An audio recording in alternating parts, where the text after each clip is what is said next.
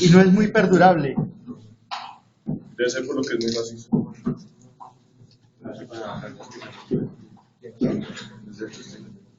No, los de Pixel no son amarillos. Este es de los baratos. Vale como 3.000 pesos. ¿Qué pasó?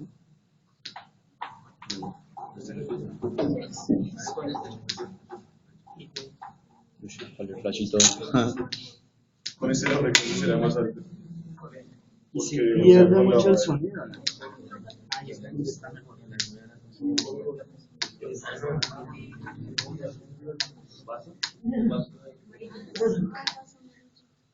Está variando, está variando. ¿Cuál es el rango de variación? Trate de identificarlo.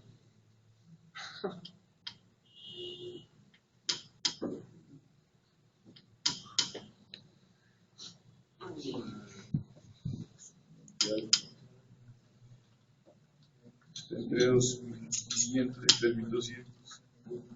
¿Sí? ¿Todo eso? Ese es el punto máximo. No dura mucho, pero alcanza bastante. Ese es un momento alto. 1.600 y 1.500. Ahora la que huele agua. Y necesitamos 294. Más alto. Crean la casillera para que baje la frecuencia.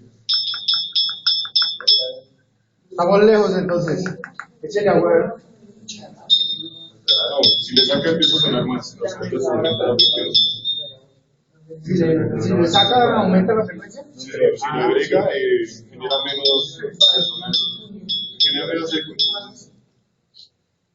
Vibra con menos frecuencia, es la cosa. Genera menos presión sobre el oído de uno mismo. Entonces,